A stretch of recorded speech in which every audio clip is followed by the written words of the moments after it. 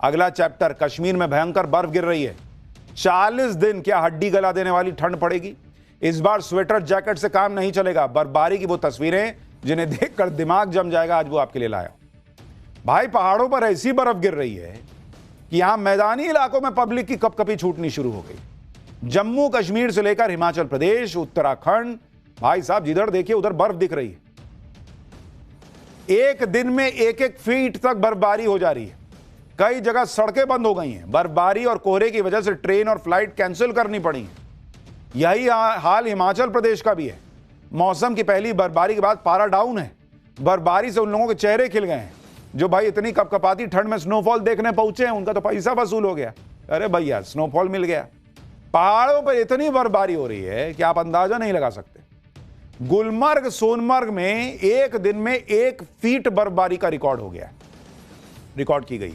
मौसम विभाग के मुताबिक अगले 48 घंटे नॉन स्टॉप बर्फ गिरेगी। भाई कश्मीर के ऊंचाई वाले इलाकों में तापमान 0 से नीचे चला गया, जबकि लद्दाख में पारा -10 डिग्री तक जा सकता है।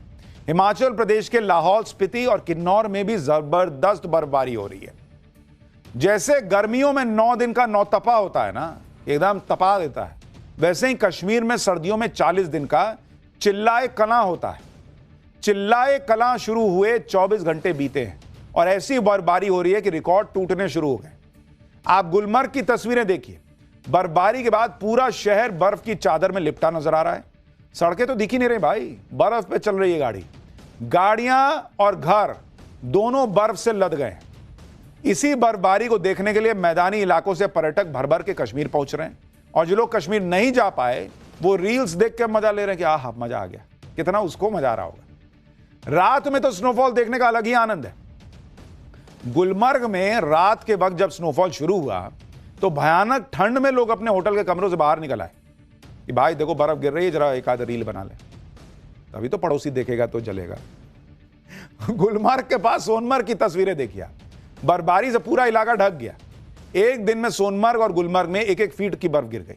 बर्फबारी के बाद भी भयंकर पारा जो है वो भयंकर गया नीचे, लेकिन मौसम में ऐसी ताजगी है कि पर्यटक खुद को रोक नहीं पा रहे। भीषण ठंड में लोग बर्फ के साथ खेलते हुए दिख रहे हैं। कारगिल और द्रास की तस्वीरें आप देखिए। गुरेज का इलाका भी बर्फ से ढक गया, ये देखिए, जिसके चलते बांदीपुरा में गुरेज जाने वाली सड़क को ही बंद करना पड़ गया। कारगिल और द्रास समेत लद्दाख में बर्फबारी का दौर चल रहा है। लद्दाख में बर्फबारी के बाद पहाड़ों का आप नजारा देखिए। लद्दाख है, पहाड़ों पर इस वक्त बर्फबारी का मजा अलग है।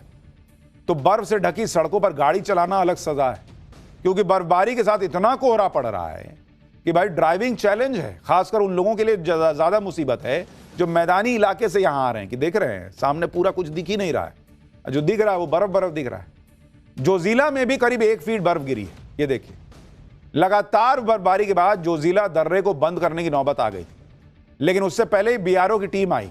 रुको ना, हम साफ करते हैं ना, बंद क्या करना है। सड़कों खोलने का काम शुरू कर दिया, हट गया पूरा बर्फ। लद्दाख के करगिल की तस्वीरें आप देख लीजिए। यहां इतनी बर्फबारी हुई है कि तापमान -3 डिग्री सेल्सियस चला गया। चारों तरफ सिर्फ बर्फ ही बर्फ है। करगिल के लोग साल भर में इसी मौसम का तो इंतजार कर रहे थे। अब करगिल से आई हैरान करने वाली एक तस्वीर देखिए। -3 डिग्री है, यहां क्रिकेट खेल रहे हैं।